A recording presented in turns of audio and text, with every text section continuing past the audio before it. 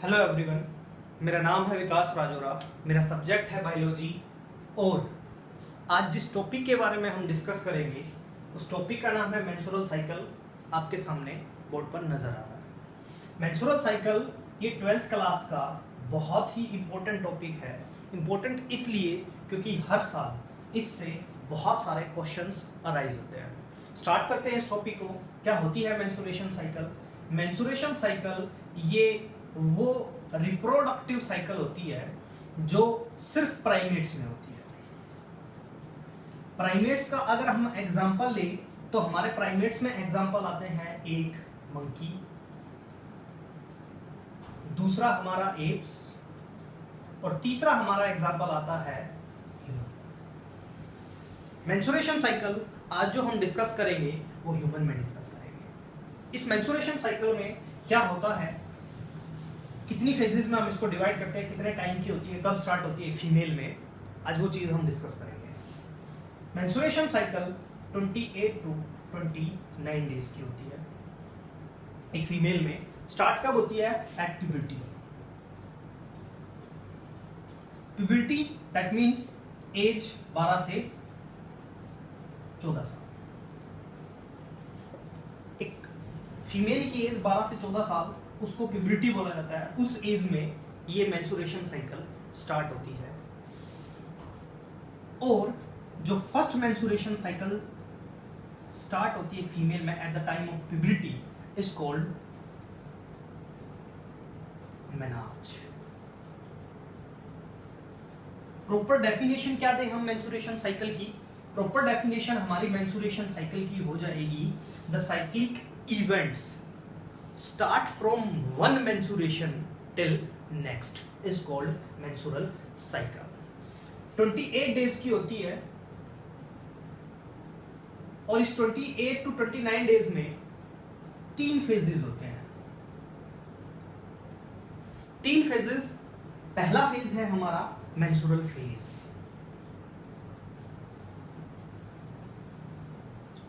दूसरा फेज है हमारा प्रोलिफरेटिंग फेज,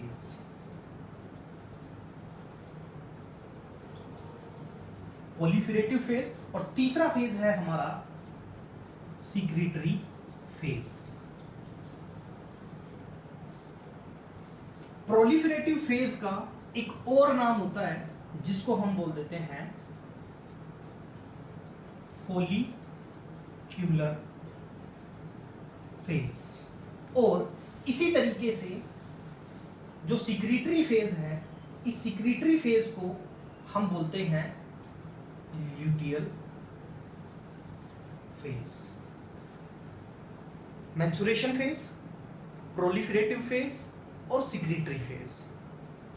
प्रोलिफरेटिव फेज का दूसरा नाम होता है फोलिक्यूलर फेज और सीक्रेटरी फेज को ल्यूटियल फेज भी बोलते हैं। जब हम इनको एक एक करके डिस्कस करेंगे तब हम बताएंगे कि फोलिक्यूलर फेज और प्रोलिफरेटिव फेज क्यों ये दो नाम हैं और सीक्रेटरी फेज को ल्यूटियल फेज क्यों कहा जाता है। स्टार्ट करते हैं मेंस्ट्रुअल फेज से। मेंस्ट्रुअल फेज 3 से 5 दिन की होती है और इस 3 से 5 दिन में 3 से 5 दिन की होती है हमारी फर्स्ट फेज मेंस्ट्रुअल फेज। इस मेंस्ट्रुअल फेज में होता क्या है वो हम देखते हैं। इस मेंस्ट्रुअल फेज में जो एंडोमेट्रियम है, एंडोमेट्रियम आप सबको पता होगा, एंडोमेट्रियम यूट्रस की लाइनिंग होती है। Inner most lining of uterus is endometrium. ये एंडोमेट्रियम फिल होती है, भरी रहती है ब्लड प्लस फ्लूइड से। होता क्या है,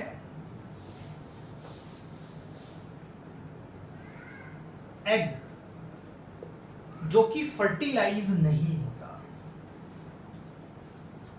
not fertilize, so when egg is not fertilize, जब एग फर्टिलाइज नहीं होता तो जो एंडोमेट्रियम अभी हमने बताया था, एंडोमेट्रियम जो भरी थी किससे? एंडोमेट्रियम यूट्रस की जो लाइनिंग है जिसमें था ब्लड और फ्लूइड, वो ब्रेक डाउन हो जाती है और ब्रेकडाउन के कारण next 3 to 5 days blood plus fluid come out through vagina. Vagina के थ्रू वो ब्लड प्लस फ्लूइड जो है वो कम आउट होता है, बाहर निकलता है। इसका मतलब ये हुआ कि अगर एग फर्टिलाइज नहीं होता है, I repeat again, what happen in menstrual phase. Menstrual phase में क्या होगा? मेंस्ट्रुअल फेज में हमने 10th क्लास में पढ़ा था एक question, what happen if egg is not fertilize. अगर एग फर्टिलाइज नहीं होता है तो क्या होगा? वहां पर हमने सिंपल सा एक आंसर पढ़ा था कि भैया menstruation. What is menstruation? Menstruation का मतलब ये होता है कि 3 से 5 दिन तक कंटिन्यूअसली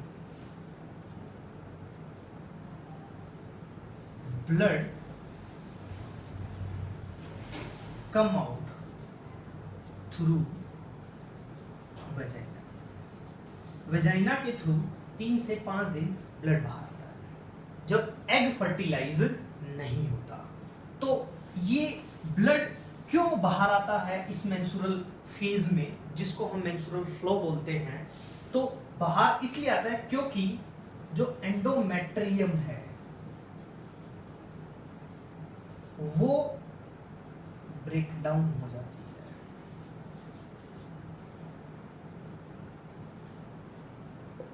ब्रेक डाउन हो जाती है और जिसके ब्रेक डाउन होने से वो ब्लड कम आउट होता है नेक्स्ट फॉर 3 to 5 डेज। इसीलिए ये साइकिल हमारी 3 से 5 दिन की होती है। और अगर एग फर्टिलाइज हो जाए, if egg is fertilize, that mean इसका मतलब ये हुआ प्रेगनेंसी। इसका मतलब होता है प्रेगनेंसी। अब एक और रीजन होता है जब मेंस्ट्रुएशन फेज में मेंस्ट्रुअल फ्लो ना हो। उसके पीछे रीजन सिर्फ प्रेगनेंसी नहीं है कि वो स्टॉप हो जाए। दैट मीन कि मेंस्ट्रुअल फेज में मेंस्ट्रुएशन होता है या मेंस्ट्रुअल फ्लो होता है तो कई बार ऐसा होता है कि प्रेगनेंसी की वजह से ही वो मेंस्ट्रुएशन फ्लो स्टॉप नहीं होता। कई बार स्ट्रेस और ब्लड की कमी, बॉडी में ब्लड की कमी के कारण भी ये मेंस्ट्रुएशन फ्लो स्टॉप हो जाता है। तो ये थी हमारी मेंस्ट्रुअल फेज। नेक्स्ट फेज उसके बाद स्टार्ट होती है जिसका नाम है प्रोलिफरेटिव फेज। क्या होगा प्रोलिफरेटिव फेज में, देखते हैं। प्रोलिफरेटिव फेज, दूसरा नाम बताया है मैंने इसका फॉलिक्यूलर फेज। क्यों बोलते हैं इसको फॉलिक्यूलर फेज, प्रोलिफरेटिव फेज? पहले तो इस प्रोलिफरेटिव का मतलब जानते हैं क्या होता है, प्रोलिफरेशन का मतलब जानते हैं क्या होते हैं। इसका मतलब होता है रैपिड सेल मल्टीप्लिकेशन। ये प्रोलिफरेशन या प्रोलिफरेटिव का मतलब होता है। दूसरा होता है फॉलिक्यूलर फेज। इसको हम, इस फेज को हम इससे ज्यादा अच्छे से याद कर सकते हैं। क्या होता है इस प्रोलिफरेटिव फेज में? इस प्रोलिफरेटिव फेज में 2 चीजें होती हैं। पहली होती है कि जो हमारा प्राइमरी फॉलिकल है वो ग्रो हो जाता है और मैच्योर हो जाता है ग्रेफिन फॉलिकल में। और दूसरा जो इसमें होता है वो होता है कि जो हमारी एंडोमेट्रियम है वो प्रोलीफिरेट करना स्टार्ट कर देती है। अब इन दोनों के पीछे रीजन क्या है, क्यों होता है प्राइमरी फॉलिकल ग्राफिन फॉलिकल में चेंज, और एंडोमेट्रियम जो यहाँ पर ब्रेकडाउन हो गई थी वो वापस रीजनरेट करना स्टार्ट कर देती है, या प्रोलिफरेशन होना उसका स्टार्ट हो जाता है।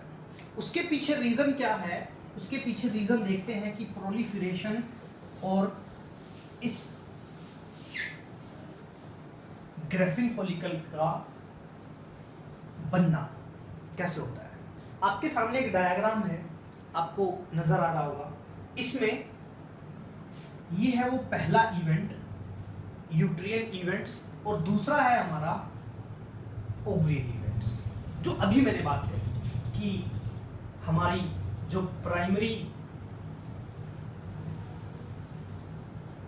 फॉलिकल है वो ग्रो हो जाती है ग्राफिन फॉलिकल में। This is graphene follicle. और जो यूट्रस की लाइनिंग है वो ये 5 है। दैट मीन यहाँ तक हमारी मेंस्ट्रुअल फेज होती है, यहाँ तक कंटिन्यू हम 3 से 5 दिन लेकर चलते हैं, उसे मैंने बताया था। तो यहाँ से फिर वो प्रोलिफरेट करना स्टार्ट करती है, हमारे सामने है। अब इसके टाइम पीरियड की बात कर लेते हैं कि जो प्रोलिफरेटिव फेज होता है, हमारी जो फेज है प्रोलिफरेटिव फेज है, इसका टाइम क्या है? इसका टाइम होता है आपका 6 से लगभग 14 दिन का। नेक्स्ट 16 टू 14 डेज की होती है, 6 टू 14 डेज की होती है ये। इसमें मैंने 2 चीजें बताई, एक प्राइमरी फॉलिकल ग्राफिन फॉलिकल में चेंज होता है, आप देख सकते हैं यहाँ पर, और दूसरा हमने कहा कि जो एंडोमेट्रियम है वो प्रोलिफरेट करना स्टार्ट करती है। अब उसके पीछे कोई ना कोई रीजन तो होगा कि भैया ये प्राइमरी फॉलिकल ग्राफिन फॉलिकल में कन्वर्ट हो जाती है, ग्रो कर जाती है, या एंडोमेट्रियम जो है वो प्रोलिफरेट करना स्टार्ट कर देती है। तो उसके पीछे रीजन होते हैं हमारे 2 हार्मोन। पहला है आपका पिट्यूटरी हार्मोन्स, ये रहे हमारे पिट्यूटरी हार्मोन्स, और दूसरा होगा हमारा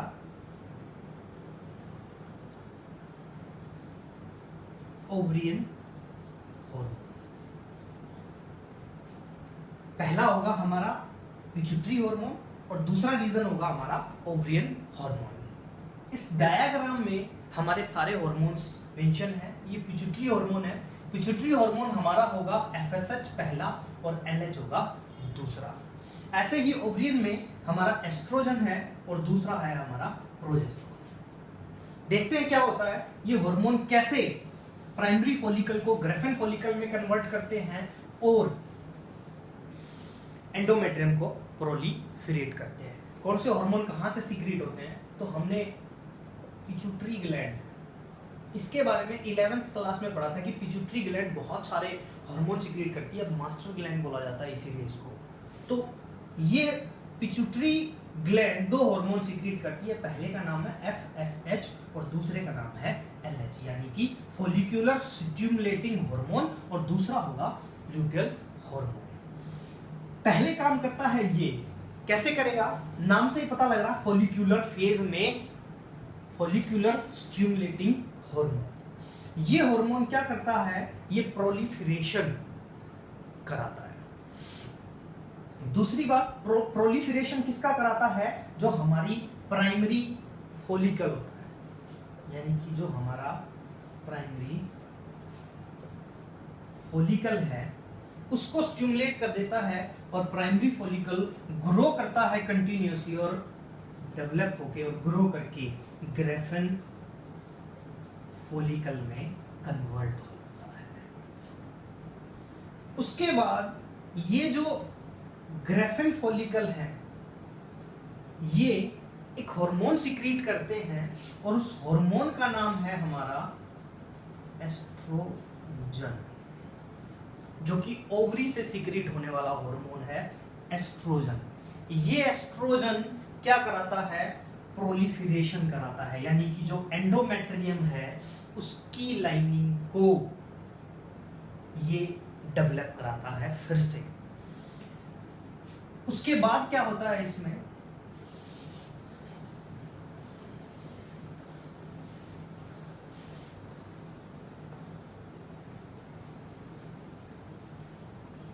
ये देखिए फिर से बता देता हूं एक बार।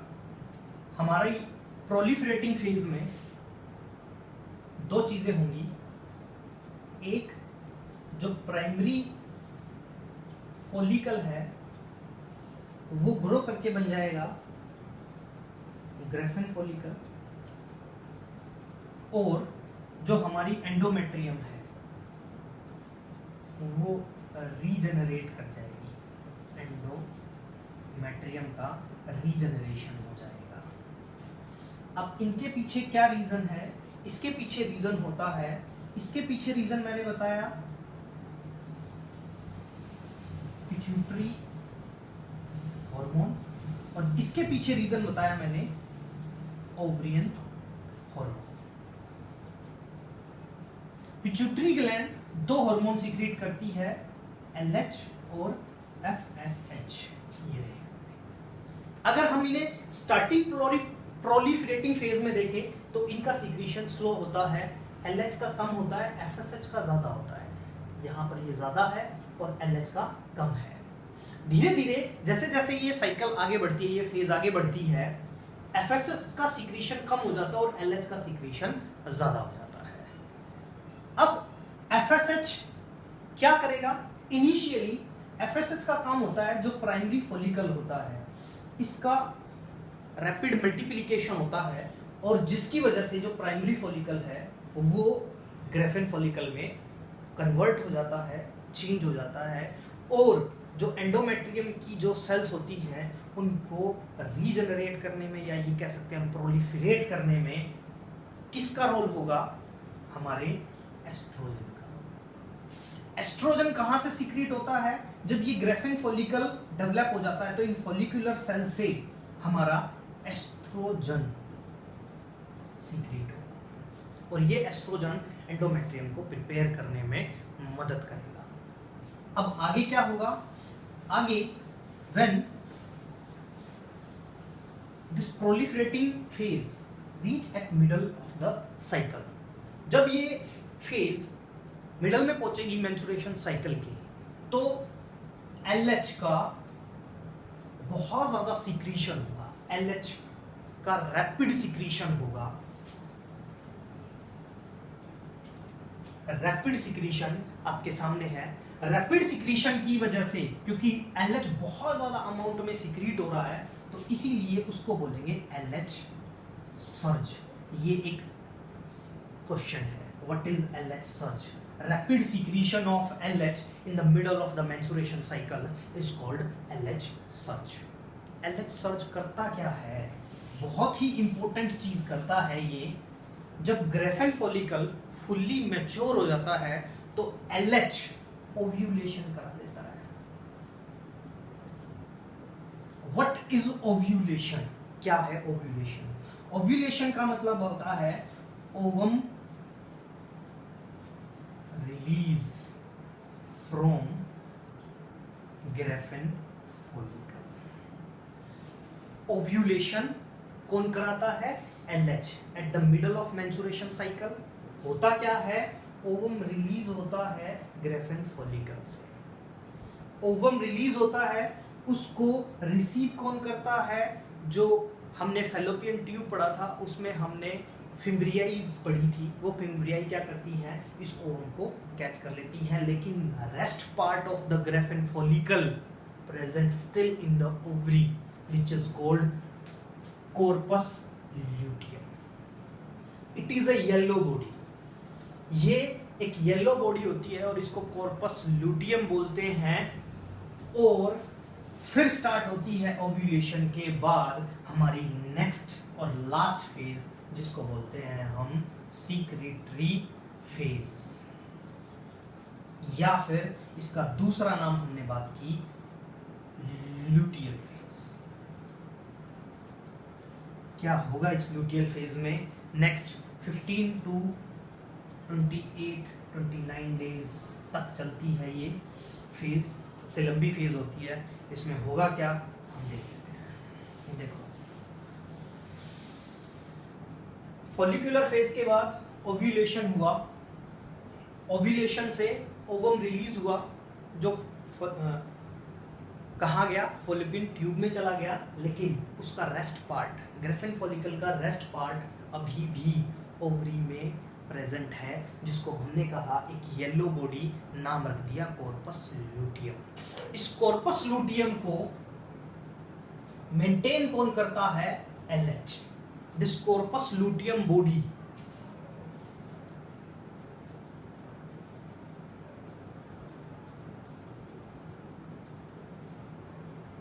This is the corpus luteum yellow body, क्योंकि इसका कलर येलो होता है इसीलिए इसको येलो बॉडी बोलते हैं, ठीक है। तो येलो बॉडी है और इस कॉर्पस लूटियम को मेंटेन कौन करता है, LH। LH इसको मेंटेन करेगा और ये कॉर्पस लूटियम एक बहुत ही इंपॉर्टेंट हार्मोन सिक्रीट करती है जिसका नाम है progesterone. This corpus luteum secrete A hormone name is progesterone.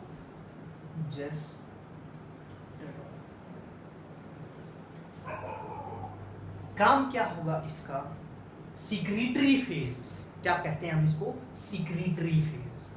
इसका काम ये होगा कि ये प्रोजेस्टेरोन एंडोमेट्रियम, जो कि एक ग्लैंडुलर टिश्यू की बनी होती है, उससे फ्लूइड यानी कि म्यूकस और ब्लड सीक्रीट कराता है, इसीलिए इसको सीक्रीटरी फेज बोला जाता है।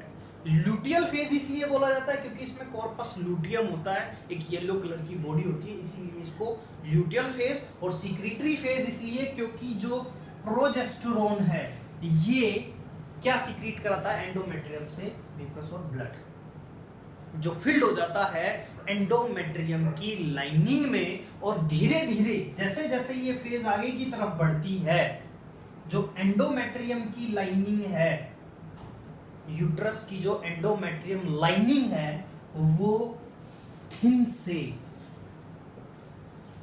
थिक होती चली जाती है, रेडी हो जाती है। अब ये फेज कहां तक होती है और कब तक चलती है, मैंने अभी बताया था कि कॉर्पस लूटियम को मेंटेन कौन करता है, LH। और ये कॉर्पस लूटियम प्रोजेस्टेरोन सीक्रेट करता है। प्रोजेस्टेरोन यूट्रस की एंडोमेट्रियम में म्यूकस और ब्लड फिल कर देता है, जिसकी वजह से एंडोमेट्रियम थिन से थिक हो जाती है और प्रिपेयर रहती है एक फर्टिलाइज एग को रिसीव करने के लिए। आई रिपीट, किसके लिए तैयार हो रही है ये, एक फर्टिलाइज एग को रिसीव करने के लिए, इंप्लांट करने के लिए। अगर एक फर्टिलाइज एग इस एंडोमेट्रियम को मिल जाता है तो प्रेगनेंसी से क्या होगा, जो मेंस्ट्रुएशन फेज है ये स्टॉप हो जाएगी। मेंस्ट्रुएशन साइकिल में मेंस्ट्रुएशन फेज स्टॉप हो जाएगी। लेकिन अगर egg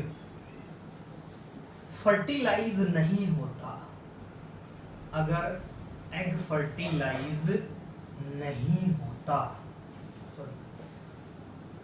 not fertilize, egg not fertilize, क्या होगा, अगर एग फर्टिलाइज नहीं होगा तो LH का जो सीक्रीशन था वो स्टॉप हो जाएगा।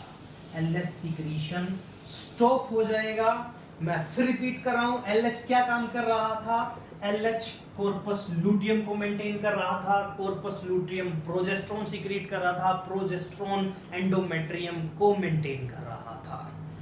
अगर LH सीक्रेट नहीं होगा तो कॉर्पस लूटियम, ये कॉर्पस लूटियम इसको कोई मेंटेन नहीं करेगा, ये डीजेनरेट हो जाएगा।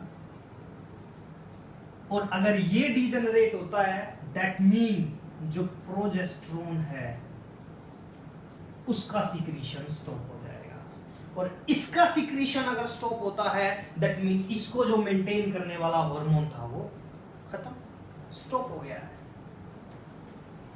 अब ये मेंटेन नहीं रहेगी और 28 या 29 डेज के बाद फिर से एंडोमेट्रियम की लाइनिंग या यूट्रस की जो एंडोमेट्रियम है वो ब्रेक डाउन हो जाएगी और मेंस्ट्रुएशन फेज फिर से स्टार्ट हो जाएगी। ये थी हमारी मेंस्ट्रुअल साइकिल, जिसमें हमने पढ़ा कि क्या क्या चेंजेस आते हैं, hormone, ovarian changes, ovarian hormone levels और यूट्रन इवेंट्स।